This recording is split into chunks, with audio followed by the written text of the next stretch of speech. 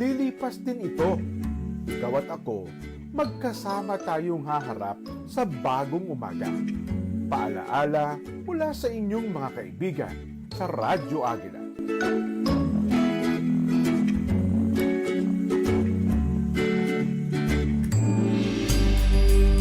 Sa mga pagkakataon ng hirap at tagumpay, mga naglilingkod sa bayay, may kaibigang tunay.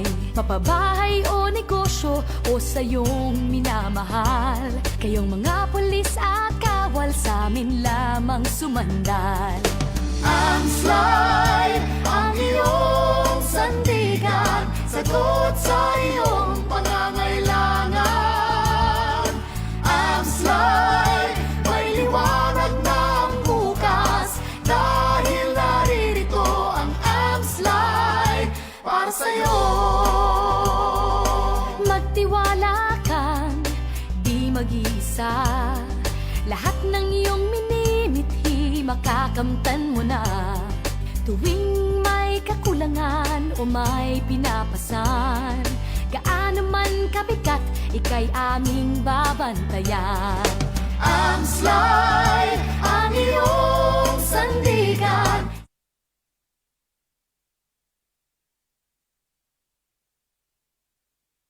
Sa Kaunlaran, ito po ang programang magbibigay po sa inyo ng kabatiran, kaalaman para po sa maingat na pag-iingat ng ating pong mga pinagpaguran. Mga kapwa po, mga sundalo at pulis, ang programang ito ay para sa inyo. Hindi lamang para sa inyo, kundi para sa inyo pong mga pamilya, sa inyong mga anak, sa inyong pong mga apo, para yung inyo pong pinagpaguran na ang puhunan po nyo'y buhay. Ay nandito po ang Amslay. Tuturuan po tayo paano po yung tamang paghawak ng pera na hindi po mauwi sa wala. Ako po si Kuya Glenn Gatus.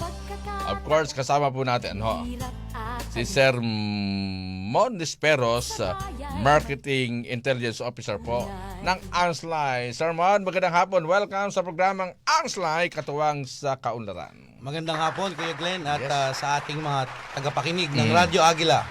ECEC 1062. Ayun. Mukhang hindi pa yan minamalat, ha? Talagang iba yung boss ni Kuya Mon. Mukhang mapapalitan ako dito sa ng boss. Talagang lecturer ang dating. Ngayon tuturuan tayo ni Sir Mon. Siyempre maraming mga sermon, 'di ba, yung mga nag-aalok ng mga insurance, 'di ba? Minsan may ano yan 'di ba, sa mall. Aalokin ka, 'di ba, sa mall. Sir, gusto ba ng insurance? Then meron din mga naglalako noon, 'di ba, tungkol sa mga insurance. Ngayon, ang pag-uusapan po natin ay insurance. So expert ho diyan si Sermon. Sermon, bigyan mo kami ng kaalaman. What is insurance? Sa larangan ng financial planning, Kuya Glenn. Financial planning, okay. Ang ginagawa ng insurance, number one, ay puprotektahan ang ating mga naipon. Puprotektahan ng ating ari-arian. Dahil ang insurance ay isang kontrata na pinapasok ng isang tao para maprotektahan ang kanyang pagkakakitaan sa mga hindi inaasahang pangyayari. Ayun. Mga sakuna, aksidente, at wag naman sana, Kuya Glenn, kung may mangyari sa atin na buhay ang kapalit. Mawawala as breadwinner. Mawawalan ka ng pagbibigay ng kinabukasan sa inyong mga pamilya. Yun ang ginagawa ng insurance, Kuya Glenn. At kapalit nito ay buwan ng bayad. Dahil kung sakaring mangyari ang hindi inaasahan, may tutulong sa atin na insurance provider. Ayun. So, ang insurance ay isang parang protector sa yung sa doon mismo sa naguhulog nito, protection sa pamilya. Tama naman. Alam mo, ginagawa naman ng iba yan kasi hindi naman natin hawak ang buhay natin. Kaya ano mang mangyari, sabi nga, doon sa mga maiiwan mo, meron kang hindi sila magiging kaawa-awa sa inaharap. Bago natin tanungin kung ano ba yung insurance, ano ba yung pinanggalingan nito, bakit? Yes, history na. History. Sige, lahat ng tao, Kuya Glenn, dumadaan sa mga pagsubok, mga pangyayari. Ngayon, pwede natin silang i-explain Explain, kung gaano paliwanagan kadalas natin. nangyayari ang isang pangyayari at anong nagiging epekto. Okay. Naging epekto nito. Ngayon, Kuya Glenn, pag sinabi nating lagi nangyayari sa'yo, pero ang epekto niya, hindi naman ganun kalaki, wala masyadong epekto. I-retain natin. Sige, wala okay. tayong gagawin. Okay. Kapag ang isang bagay, laging nangyayari, Paulit-ulit. paulit-ulit, pero malaki ang epekto sa atin, abay, kailangan nating iwasan yon. Oo, tama. At naman. ang isang pangyayari na hindi masyadong nangyayari, pero malaki rin ang epekto sa atin, financially, yun ang kailangan nating i-transfer ang risk. Bibili tayo ng insurance para doon. Ayun. Bigyan ko yung example. Kuya Glenn. Sige, go ahead. Kunyari, isang magulang. Ang example ng lagi nangyayari pero wala naman masyadong epekto. Kunyari, napaso ka sa habang nagluluto. Wala naman masyado, maglagay ka lang ng ointment, pwede na. Okay na. At yung isang example ng palaging minsan mangyari. Yan. Pero maliit lang naman epekto, may nakalimutan ka, nabasa ka ng ulan. Wala naman masyado epekto sa atin 'yan. Nabasa lang ako eh. Pero kung ang gusto mong protektahan ay sakuna, kalamidad. kaya magkasakit ka. Hindi minsan lang mangyari yan, Kuya Glenn. Tama. Pero kapag tumama, Delikado. ubos ang ipon.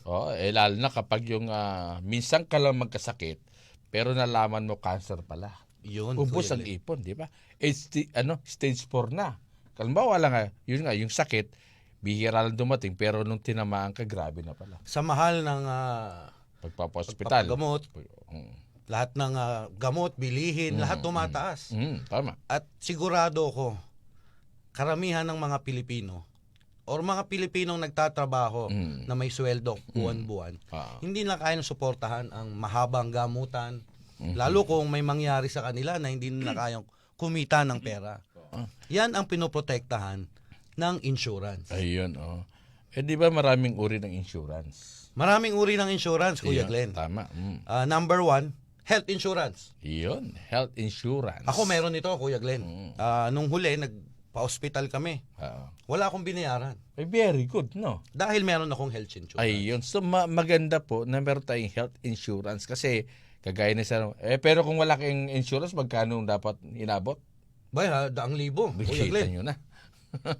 So, wala kang binayaran ni Singko. Wala. Wala. Pero kapalit nito, monthly may nagbabayad ka sa insurance company. Pero kung wala kang health insurance at hindi ka naghuhulog, kasi paghuhulog mo, hindi naman 100,000, di ba? Kumbaga, batay lang doon sa sinusweldo mo, nagbibigay ka, nag-ipon ka, so dumating pagkakataon. Kung wala tayong 100,000, Kuya Mon, mahirap, di ba? Hindi natin kaya magpa-hospital. Meron pang isa, life insurance. Paliwanag nyo ito, life insurance. Ito yung mga nakikita nating karamihan nag-aalok sa atin sa mga mall. Yan pala, life insurance Life yun. insurance. Paliwanag nyo nga ito, Sermon. Life insurance, pinoprotektahan ang individual kung sakaling may mangyari sa iyo. Huwag naman sana kung sumakabilang buhay ka, may iwan kang pamilya, may sinusuportahan ka. Ang insurance, bibigyan ka ng amount para makover ang losses na makukuha ng inyong pamilya, mga minamahal sa buhay. At iyan naman po ay marami na ho ang nakinabang sa ganyan ng mga life insurance na namatay yung tatay na pulis, tatay na sundalo o anuman, ay dahil sa meron sa life insurance, may naiwan sa pamilya. Halimbawa, kung yung mga anak ay maliliit pa, so hindi na kaya for example, namatay yung tatay, ay hindi na kayang suporta ng kanyang nanay, siyempre yung buti na lang may naiwan para sa pamilya. So yun ang kanyang ginamit para sa pamilya. Pwede siguro gamitin pang negosyo o kahit anong bagay para hindi po maging kawawa yung pamilyang naiwan. Para palitan, Kuya Glenn, ang nawalang income or kita. Dahil yun ang goal ng isang breadwinner, di ba? Suportahan ng pamilya. Kung nawala ito, mahirap mag-survive ang isang pamilya. Yan ang role ng insurance. Para mapalitan ang income na mawawala sa isang pamilya. Tama, very good. Ano pa? Meron din tayong property income. Property. Yan, mga nasunugan, mga negosyo, sasakyan. Yung ako, Kuya Glenn, nung nakaraang taon, nagka-aksidente sa sakyan ko, binangga. Dahil may comprehensive insurance ako, wala akong binayaran. Yung insurance na nagpaayos ng sasakyan ko. Insured ang sasakyan. Insured ang sasakyan. Ayan. Iba pa rin yung nakasakay dito, Kuya Glenn. Ano rin yun? Accident insurance yun. Meron yun. Kapag na-aksidente ka, babayaran ka pa rin ng insurance sapagkat insured ka eh. At isang kukonekta sa property insurance, kung may naging damage doon sa bumangga or nabangga ko, sample, tawag doon liability. Iko-cover ng insurance ang mga damages ng kabilang party. Hindi sa iyo, hindi sa atin. Doon sa mga na-damage ng pangyayaring yon, yung sakuna, aksidente, yan ang liability insurance. Ano pa, Kuya Mon? Yun yung mga kadalasan. Yung ibang mga insurance ngayon, magkakakabit. Life, meron kang health, meron ano yung kang travel? property. Yung travel insurance.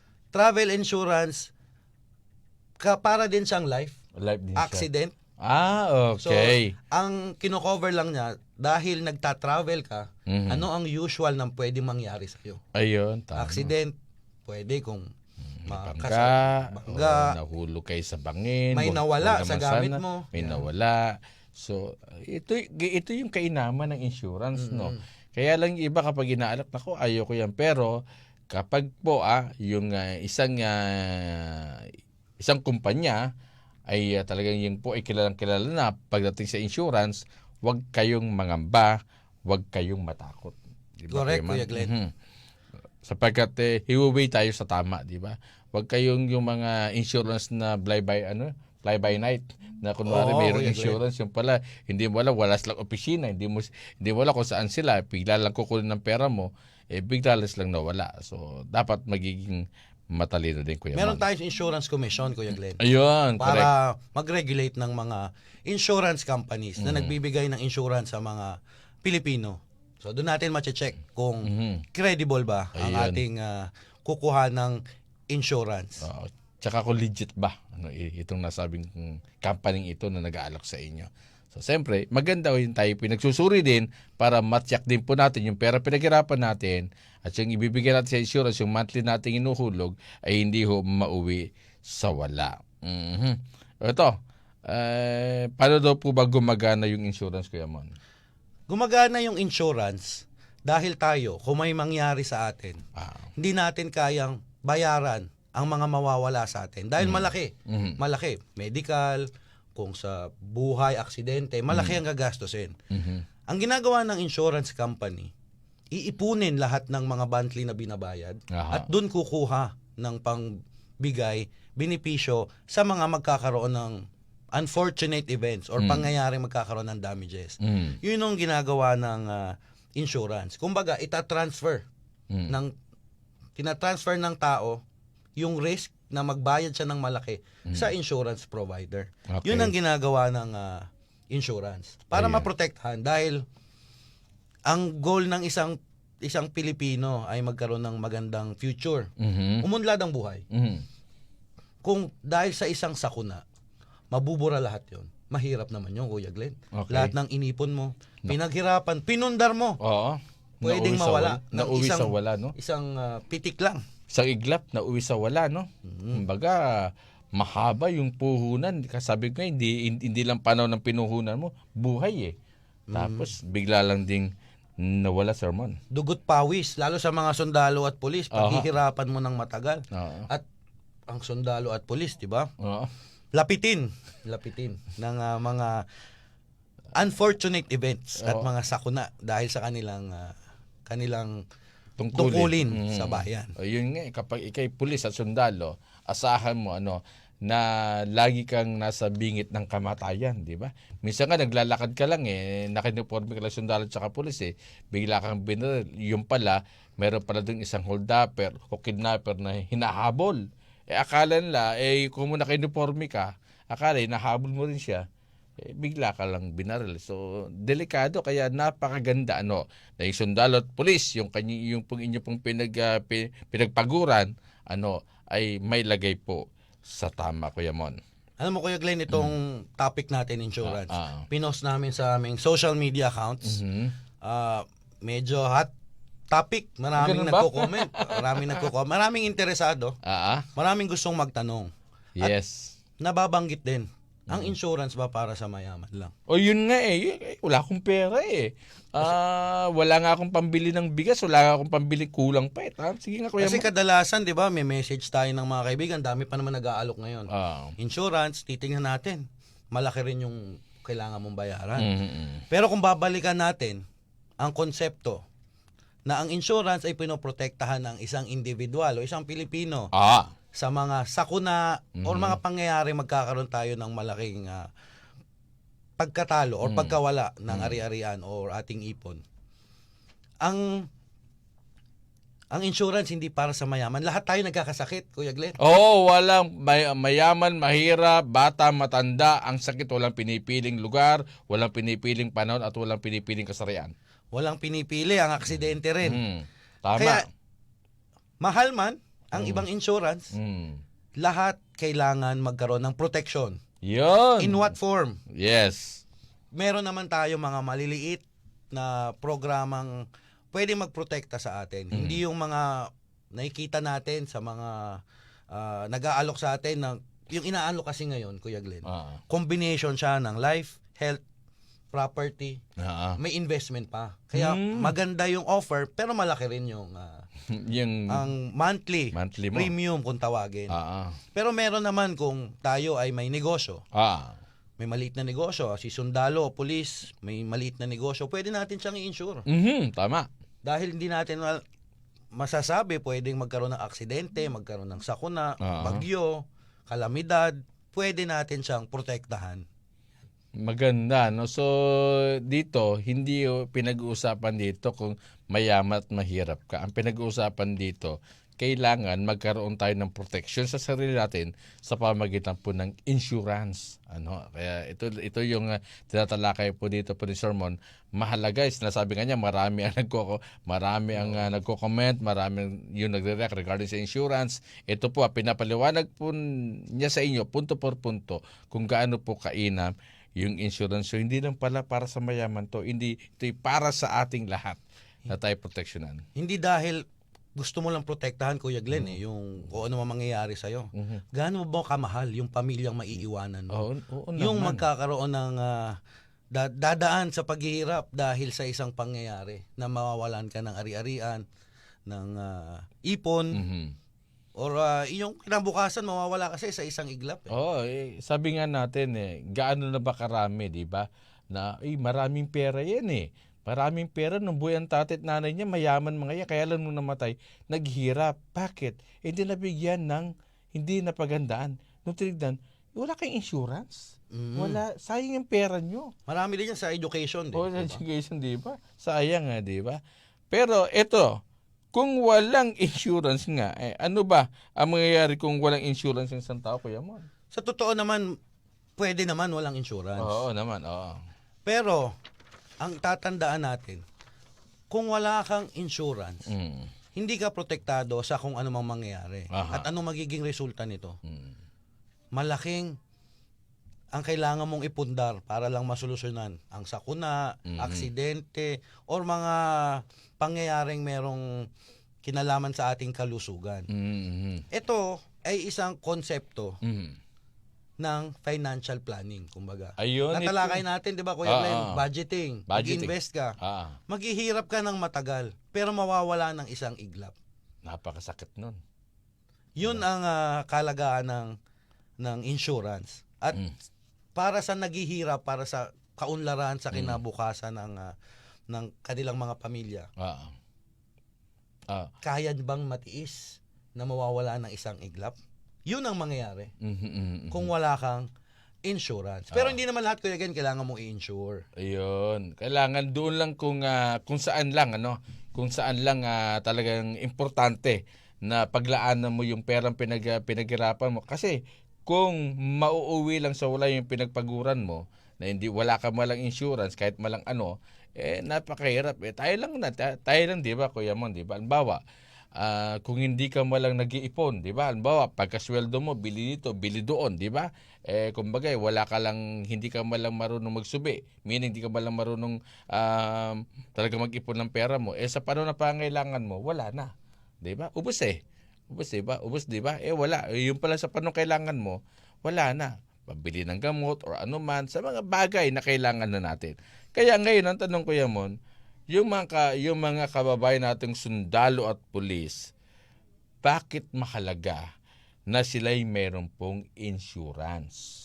Unang-una, Kuya Glenn, palagi na namin sinasabi, ang sundalo at pulis, tinataya ang buhay para lang sa ating bayan. Apo. Dahil dito, sila ang isang trabaho na palagi magkakaroon ng pwede sakuna, aksidente, at kung ano mang pangyayari na makakaapekto sa kanilang buhay, sa kanilang pinagkakakitaan. Kaya, isa sila sa kailangan magkaroon ng protection. At tama. Importanteng magkaroon sila ng insurance. Especially, sundalo. Apo. Pinadala. Sa Mindanao o doon sa gera, pag sumakay na yun ng 6x6, sumakay na yung C-130, pupunta sa bakbakan, yung pangalib nandun na agad. Kasi di atin lang kung makakabalik pa sila ng buhay. Kasi gera pupunta nila Buhay po yung doon, buhay po yung katapat doon sa pangpunta ng gera. So, hindi natin check kung makakauwi pa silang buhay o hindi. Pero sinumpaan nila tungkulin yun Gagampanan nila yun para sa bayan. Gagampanan talaga nila yon. At para sa sundalo at polis, kailangan naman gampanan.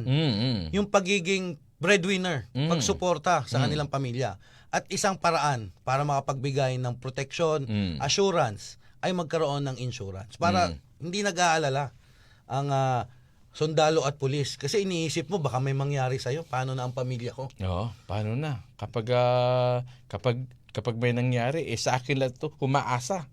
Paano yung pag-aaral ng anak ko? Paano yung paano kinabukasan nila kung ako'y mawawala? Pero kung mayroon kang inilalaan para sa kanila, hindi ka nangangamba.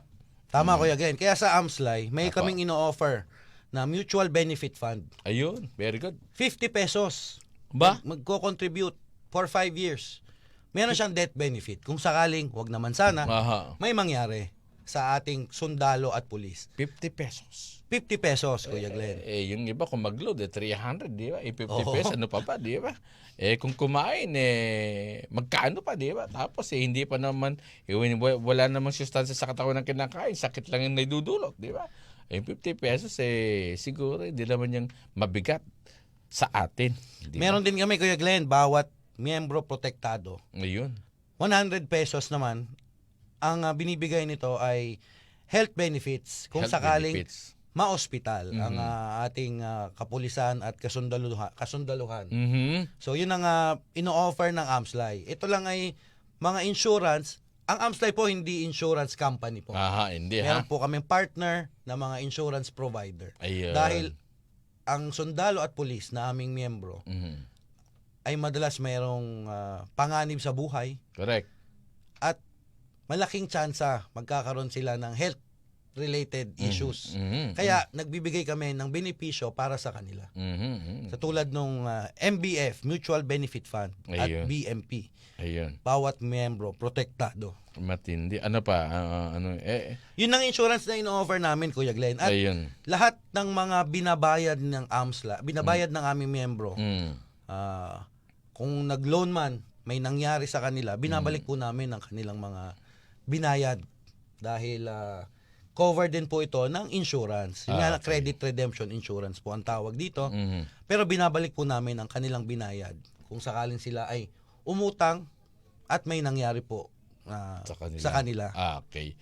So yung pagpili daw, ano daw dapat nating tandaan sa pagpili ng insurance? Number 1, Kuya Glenn, kailangan registered, sanction ng government.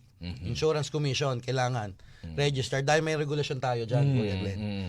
Pangalawa, titignan natin kung ano yung ating layunin sa buhay. Okay. Layunin financially. Dahil nagpaplano po tayo para sa ating kaunlaran, sa ating kinabukasan, kailangan alam po natin yung goals na ito. Okay. At kung ano man ang priority natin, yun ang bibigyan natin ng insurance. Pwedeng health, pwedeng life, Ah. pwedeng property, at kung ano paman. Hindi ko pwedeng sabihin, Kuya Glenn, ang best insurance sa akin ay yun din dapat sa'yo. Dahil magkaiba tayo ng pananaw ng layunin sa buhay, ang ating sitwasyon sa pamilya. Tama, correct. Dapat, kung ano yung kailangan natin, yun lang kukunin natin. Ayun. Pangalawa, i-compare natin ang ating babayad buwan-buwan at benepisyong makukuha natin. Ayun. Very good, ha?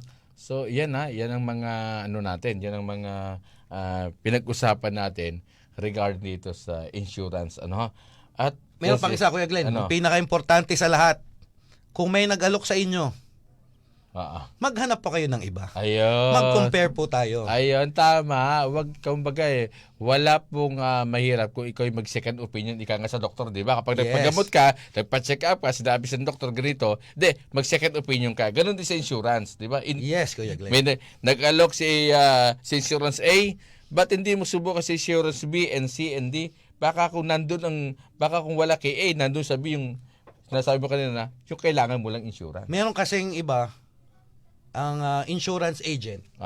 Kumbaga sila yung nag-aalok ng insurance para sa isang kumpanya. Meron naman tayong insurance broker. Kung ano ang layunin mo sa buhay, hahanapan ka niya ng mga options mo na pwedeng pagpilian. Magkaiba po 'yon. Kaya kailangan mag-compare tayo, magtanong tayo sa tamang individual na marunong sa insurance para suwak po sa ating plano sa buhay, ating financial plan, kumaga. Ayun na. At isa ho dyan sa mga eksperto ay si Kuyang Monesperos. Igigiya ho niya kayo kung sa tamang paraan po ng pagpili po ng insurance. Ay, hindi pa tayo tapos. Alam naman natin ang Amslay po ay galante po ito, Kuya Mon, di ba? Meron tayong mga raffle, di ba? Magbibigay kami ng mga free membership at raffle draw, mga nanalo para sa mga aming nag-loan. Ayan, si Ate Ethel. Ay isang head marketing po ng Amslay. Ate Ethel, magandang hapon. Magandang hapon din po sa inyo, Kuya Glenn and Sir Mon. At sa lahat po ng nakikinig sa atin ngayon at sumubaybay, tumutok sa usaping insurance. Okay. Sana po ay marami kayong natutunan mula kay Sir Mon and Kuya Glenn sa araw na ito. And narito po ang 5 lucky winners ng 5,000 cash. Sila po ay sila Sir Ibrahim Guayama Nasa, Sir Perido Von Lawrence Espino, si si Miss Mangalindan Ana Agoncillo, Sir Fuyonan Arnel Pera, at Ma'am Moreno Wilma Racines. Ayun, ito yung mga Congratulations po. nanalo po ng 5,000 pesos raffle winner. Kasi ito Ma'am Yes, Ethel Kasi ito ulitin natin na si Gemma Nasa Ibrahim, si Lawrence Espino Perido, si Bon Lawrence Espino Perido, si Ana Agoncillo Mangalindan, si Arnel Ferra Fuyunan, at si Wilma Racines Moreno. Congratulations po sa inyo. 5,000 pesos cash mula po yan sa Amslay sa kalapong mga nanalo po sa raffle. And then, Ate Ethel? Narito naman po ang mga nanalo ng free membership sa week na ito. Sila po ay sila Sir Arnel Montes Precioso mula sa PNP, Sir Neil Kenneth Alan mula rin po sila sa PNP. Ayun. Ilan yung nanalo na yon? Dalawa pa. Ito po ang tatlo. Si Sir Abalo Severino, Sir Ronel de la Cruz, at si Sir Winston Kakasyan. Ayun. Congratulations. Ito, Kuya Mon, mga pre-membership ito. Yes, Kuya Glenn. Ayan, mga Magugulat na lang sila. Meron na silang 1,000 sa kanilang passbook. Abay, matindi yan, no? Wala silang kaalam-alam na sila'y binigyan nyo ng 1,000 sa kalang passbook. Yes, Kuya Glenn. Gusto naming ipakalat ang kaalamang pinansyal ng aming programang katuwang sa kaunlaran. Ayun. So, congratulations. So, yung mga branches ninyo, Ate Ethel. Dahil mas nais pa po ng AMSLay na mas maabot kayo at makatulong sa inyong financial plan, mas pinaigting din po ang ating mga information drive activities. Narito po ang mga schedule natin mula sa AMSLay Naga Branch. From March 13 to 17, nandyan po sila sa Alpha Company of 9th Infantry Battalion, Bravo Company of 9th Infantry Battalion, Charlie Company of 9th Infantry Battalion, and 902nd Brigade and 92nd Division Recon at Camp Busigon, Barangay Tulay na Lupa, Labo, Camarines Norte. Magtutungo rin po sila sa Daet Municipal Police Station, Mercedes Police Station at Camarines Norte Police Provincial Office.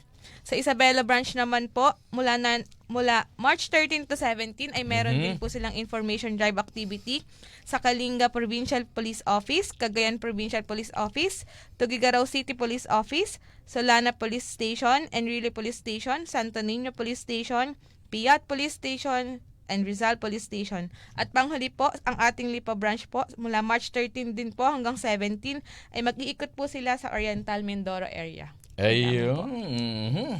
Okay, kung Ate Ethel, baka meron kang gustong batiin?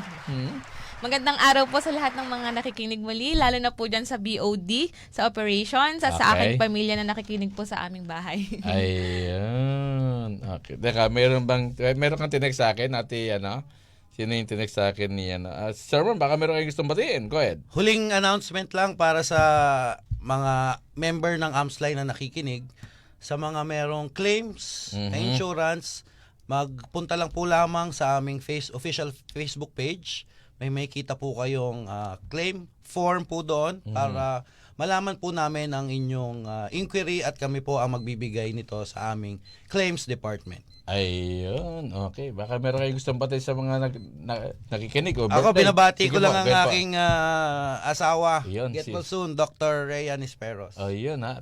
Makakapasabi mo kay doktora minsan interviewin natin siya regarding dito sa regarding dun sa mga pangangalaga naman ng ngipin. Sige, Kuya Glenn. At si Ma'am Zarina Carillo. Yan, Ma'am Zarina, magandang hapon. At happy birthday din po kay Reina Misia from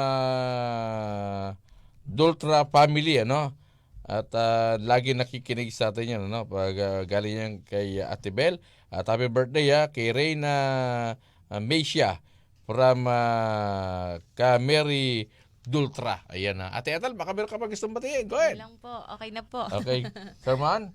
Okay na, Kuya Glenn. Okay na tayo? Maraming salamat po. Thank you so much. At sa susunod pong Friday, alas 2:30 hanggang alas 3 po ng hapon, AMSLay, katuwang sa Kaunlaran, sa pangalan po ni Kuya Eric Carbite, ni Kuya Jeremy Budaw, ni Kuya Jonas Pascual, ni Kuya, of course, ni nandyan po si Ate Weng at si Ate Wendy.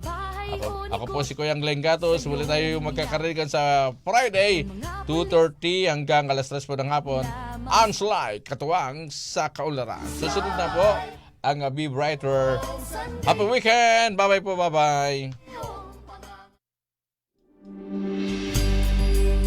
Sa mga pagkakataon ng hirap at tagumpay, mga naglilingkod sa bayay, may kaibigang tunay.